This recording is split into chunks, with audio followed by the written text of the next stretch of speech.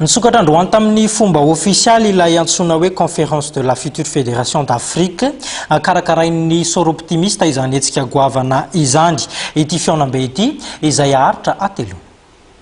Nisokatra nanomboka androany ny conférence de la future fédération d'Afrique izay karakarain'ny soro optimiste. Miisa 17 ireo firenena izay mandray anjara ao anatin'ity fiaonam-be. Eo ihany koa ireo vehivavy afrikanina izay misolo tena amin'ny fireneny tsirairay avy. Tombony lehibe eo a Madagasikara ny fandraisana ny conférence de la future fédération d'Afrique mihoatra amin'ireo firenena hafa. Aharitra 3 andro moa ity fiaonana izay hitafana mahakasika amin'ny fametrahana ny fédération africaine. Ny soro optimiste moa izay ny vehivavy sy ny zaza no tena imasoana anaty tetikasa.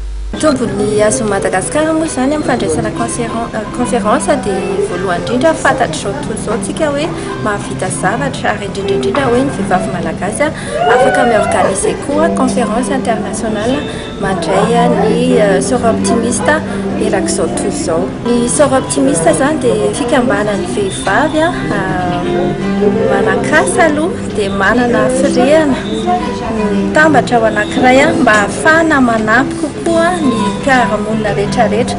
Ny action anay moa zany dia mifantoka kokoa any amin'ny ankizy sy ny vehivavy. 13 ny soro optimiste manerana Madagasikara ankehitriny ary 3 amin'ireo no eto Antananarivo. Tombony ho antsika aty Afrika ny manana ny fédérationna manokana. Izy ny fanamafisana sy fandraisana an-tanana ary fanangarana foto-drafitrasa fanaraka amin'ny kolontsaina misy aty amin'ny firenentsika. Tafiditra ao anatin'ny fanamby ny fametrahana ny tetikasa sy foto-drafitrasa goavana. Vinavinaina ho tafajoro amin'ny taona 2024 moa ity fédération africaine.